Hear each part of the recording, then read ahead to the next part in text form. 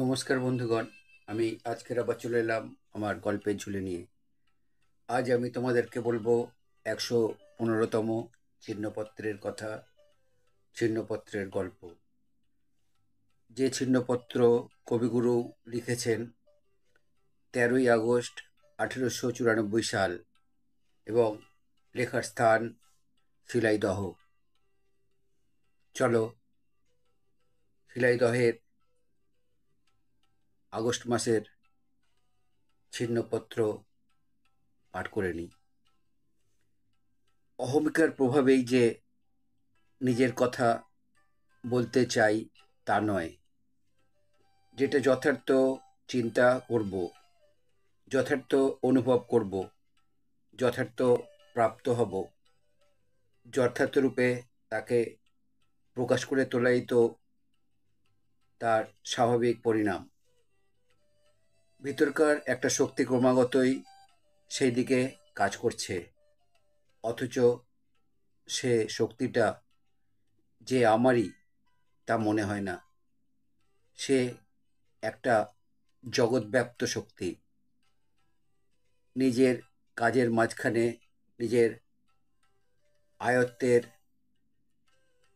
বহির্ভূত আরেকটি আদর্শ এসে তারই স্বভাব মতো কাজ করে। সেই শক্তির হাতে আত্মসমর্পণ করাই জীবনের আনন্দ।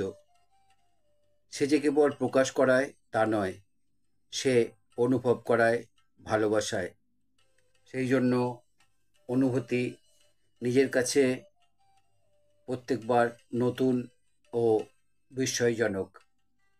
নিজের শিশুকন্যাকে যখন ভালো লাগে, তখন সে বিশ্বের মূল রহস্য, মূল সৌন্দর্যের অন্তর্বর্তী হয়ে পড়ে এবং স্নেহ উচ্ছ্বাস উপাসনার মতো হয়ে আসে। আমার বিশ্বাস, আমাদের প্রীতি মাত্রই রহস্যময়ের পূজা।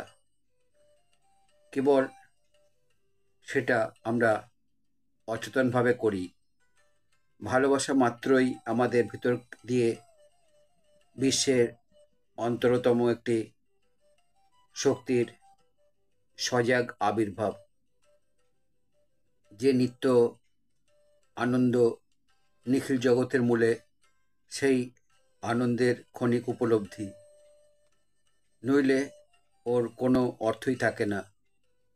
বিশ্বজগতে সর্বব্যাপী আকর্ষণ শক্তি যেমন ছোট বড় সর্বত্রই তার যেমন কাজ, অন্তর্জগতে সেই রকম একটা বিশ্বব্যাপী আনন্দের আকর্ষণ আছে। সেই আকর্ষণেই আমরা বিশ্বের মধ্যে সৌন্দর্য ও হৃদয়ের মধ্যে প্রেম অনুভব করি।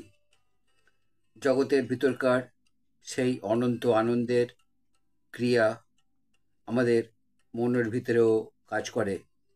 আমরা সেটাকে যদি বিচ্ছিন্নভাবে দেখি, তবে তার যথার্থ কোনো অর্থ থাকে না। প্রকৃতির মধ্যে, মানুষের মধ্যে আমরা কেন আনন্দ পাই, তার একটিমাত্র সদুত্তর হচ্ছে আনন্দাদের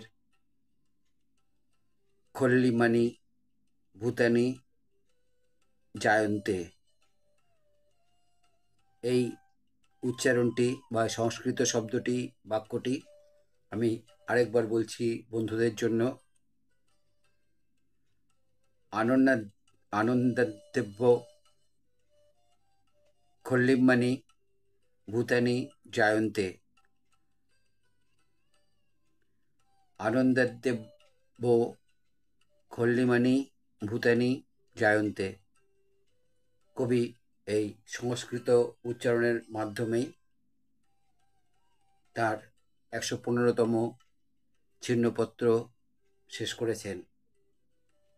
কেমন লাগলো বন্ধুগণ আমার আজকের এই ছিন্নপত্র? যদি ভালো লাগে তাহলে আমার চ্যানেলে এসে লাইক, শেয়ার, কমেন্ট করবে। আমার চ্যানেলে নতুন বন্ধু হলে চ্যানেলটি সাবস্ক্রাইব করবে এবং নতুন পুরানো সব বন্ধুর কাছেই আমার একান্ত অনুরোধ, আমার চ্যানেলের বেল আইকনটা অন করে রাখবে। তাহলে আমার পাঠানো সমস্ত প্রোগ্রাম খুব সহজেই তোমাদের কাছে পৌঁছে যাবে।